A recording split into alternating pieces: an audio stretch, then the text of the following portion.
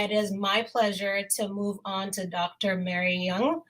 Dr. Jung is an associate professor in the School of Health and Exercise Sciences at the University of British Columbia. Shout out to UBC.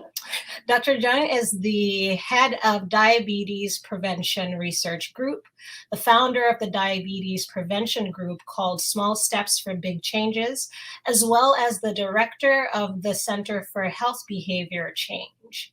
Her overarching research interests lie in the area of self-regulation of health behaviors, with particular focus on dietary and exercise adherence for the prevention of type 2 diabetes. Dr. Jung's current funding studies include effectiveness of health technologies, exercise counseling for individuals with prediabetes, and exercise adherence.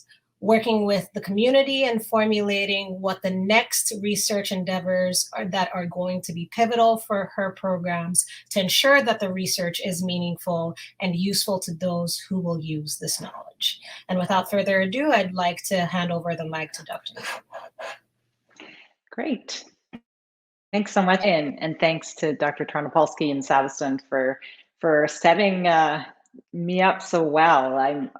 If I wasn't already convinced, I'm convinced now for the importance of regular physical activity and movement for promoting your physical and mental health. And so I think what I've been asked to talk about today is really how can we set up this ourselves up for success so that we're adhering to our exercise regimes. And so I do get asked this a lot because I tell people I love to study adherence to health behaviors. And I often get asked at this time, how can I stick to my New Year's resolutions, or why haven't I succeeded so far? And so you probably have heard about some acronyms to set specific goals and put a time stamp on them, make them time oriented. And I absolutely agree with all of those tips. What I'd like to share with you today are some additional tips that maybe you haven't heard about before, maybe just reframing the way you think about New Year's resolutions. Because we know that up to 80, it's usually around 70 to 85% of people who are taking these surveys tell us that they fail at their New Year's resolutions well before today. So January 23rd, is it today? Usually the January 15th, the vast majority of people have already failed and stopped attempting to reach them. So I think there are, in addition to some of the other problems that we know about and those related to the pandemic, there's three other pieces that I think are pretty key in why people aren't achieving those New Year's resolutions. The first one I'd say is they're not setting the right goals. The second one is that the motive for the goals they set is not self-serving. And the third one is that we often don't set ourselves up for success. And so when I go through these, three reasons, I'm going to introduce first the foundation of those three pieces by something that Dr. Savastan was already alluding to, and that is self-compassion. So self-compassion is comprised of three principles, and I'll just quickly talk about those and then discuss how they relate to the three problems of our New Year's resolutions. So one of the principles is self-kindness, and that's helpful to think about self-kindness as the opposite of self-judgment. So whenever we have an inside thought or this ongoing consideration in your head of you're not good enough, or your shame or disgust or disappointment with oneself, that's the self-judgment talk, that critical conversation that you would never outwardly state, very likely ever state and voice to send to anybody else, or even let anyone else know that that's what you're saying to yourself. That's how hurtful those comments are. And so when we're setting our goals and aligning ourselves up for success, we really want to be on the self-kindness side of things versus the self-judgment kinds of things. So shame statements, not the way to go.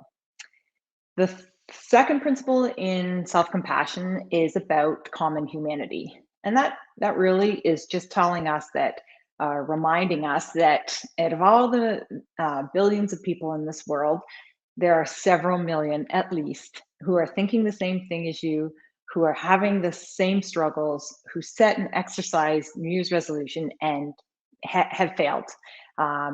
It's reminding us that we alone are not the only one that is struggling, that is experiencing the pandemic, for example. And sometimes in our own heads, when we're locked up and disconnected, we can forget that. And the other principle around self-compassion is this idea around being mindful. And mindfulness may seem a little bit esoteric to New Year's resolutions, but I'm here to suggest some practical tips on how we can bring that into our New Year's resolutions, into our exercise rituals, and how that will help us adhere to them. So when I think about mindfulness, I'm thinking about really being present and acknowledging the reality of this current state. So when we are in our own heads, which we tend to get into a lot, we can retell the same story to ourselves over and over and over again. And it might be, failed again. Yep, there you go again. It's January 15th and you're off of exercise. Oh, there you go. You paid for this app, or you signed up for these classes and you didn't go. See, I knew you wouldn't do it.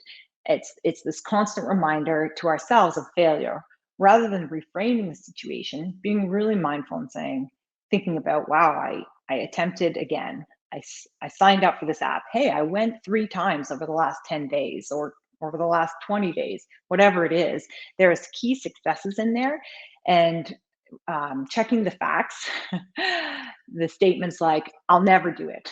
See, I can't do it. I've tried it, but I failed again. I'll never be able to. Of course, we know never to say never. So being really critical to ourselves about fact checking. So those are those 3 principles of self-compassion, and here's how we can apply them when we're talking about setting up exercise regimes that stick. First, we need to set the right goals. So even if you've already set New Year's resolutions, amazing, good for you. I would honestly say pat on the back. That's your first step. And we know those great inventors, and we know anyone who's ever struggled but achieved something has fallen down more than, not more than they've gotten up, but they've definitely fallen down numerous times. So we need to set new goals. We need to try and fail, just like we tell our children. And then we revise our goals. Then we revise our plan. And that's, I think, where many people falter, is that the goals that they set themselves are incredibly unrealistic.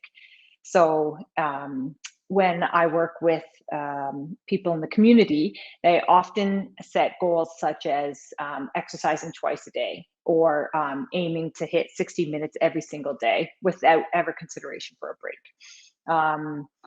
They often set goals about the outcome rather than the behavior that they need to achieve that outcome. So it'll be lose 20 pounds, or it will be become fit. And what we do in my lab is try and teach people that the real success is when you enact in the behavior that you know will lead to the desired outcome, and you focus on tracking that behavior. So if we're going to become fit, then really we want you to set a goal around the behavior, the specific behavior that you will do each day or every 3 days of every week, that will align or reach that outcome, and then track that.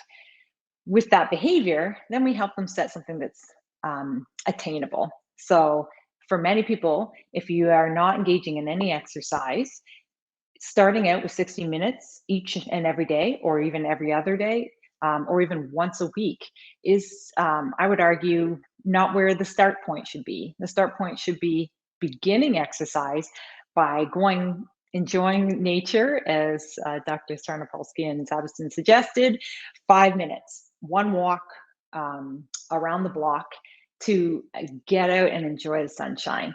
Will it make you fit? Sure, it will, but it'll also do a lot of other things. Which brings me to second point about the New Year's resolution failures, is that the motive is often derailing. And so by that, I mean, the motives are so unmotivating that it's no wonder. I'm actually amazed oftentimes when people tell me what their motive is, that they even tried it all. So if it is because, you know, I look horrible, I'm not going to fit in my wedding dress, I have this reunion, or I have, you know, this competitor, this self-comparison Dr. Sabison already spoke of, I want to be better than ex-wife, or whatever it is. How incredibly demoralizing right from the get-go, instead of focusing on the motive that brings you joy and will actually be motivating to engage in the behaviors that you need to achieve the outcome that you're searching for. And so this is where the idea of self-kindness comes in. So rather than focusing on a motive that is harsh and shameful, I need to do X because I look horrible, because I am ashamed, or because I'm disgusted with X part of me. That's not a motivating reason. If you were going to put a sticky note and put that out to the world and share that, people would probably come and tell you how hurtful that is, how like, oh my goodness, you know, you don't look that way, or you aren't that way. So rather than focusing on shame-based statements, I think it's important to find the motive that is inspiring you. So I want to be fit. Really critically digest that. What is fit and why do you want to be there? If it's if it's entirely out of shame, find new reasons.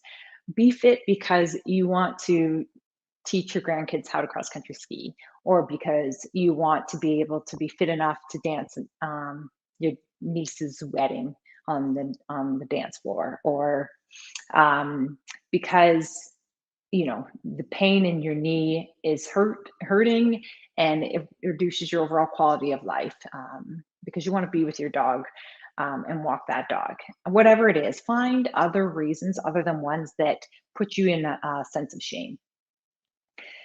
The other piece about goals, the final piece, is about not setting ourselves up for failure.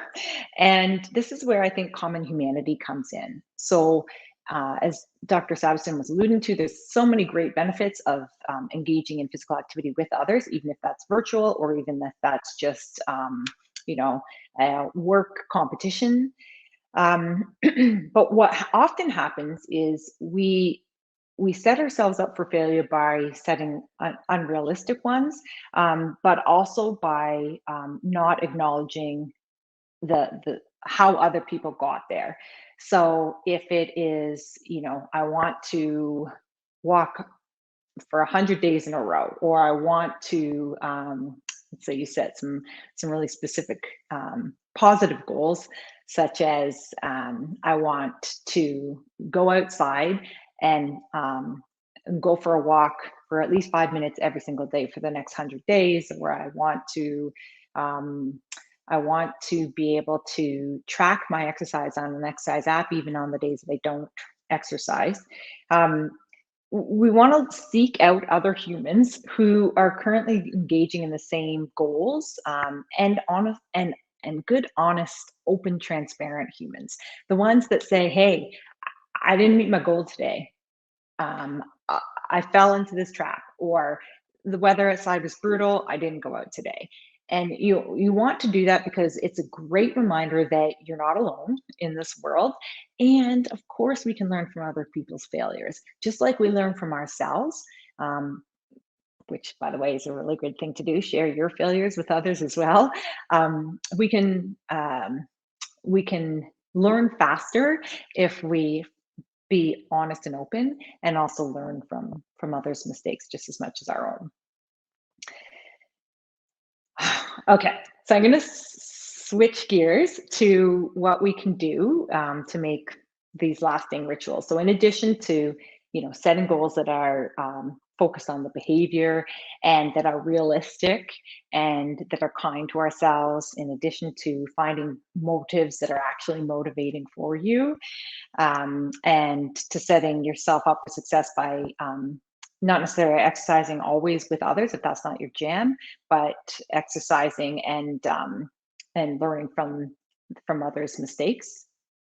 Some other pieces that I think would may be helpful for you if I have time, and I'm happy to speed up here if I've lost track of time, is this idea of radical self-compassion. And this is something where Tara Brock's work, if you're interested, she has some great literature and resources, is this idea that if we radically be self-compassionate, we'll get to our goals faster.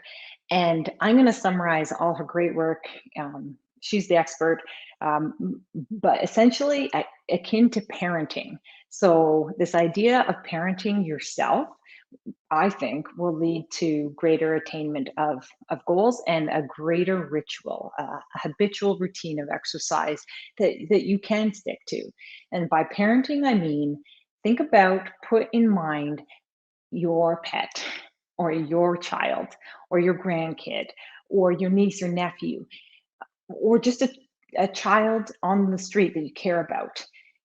If you wouldn't talk to them the way you're talking to yourself, probably not a good way to talk to yourself. How you speak to that individual, that young kid or your pet is going to be indicative of how much they want to come back and listen to you.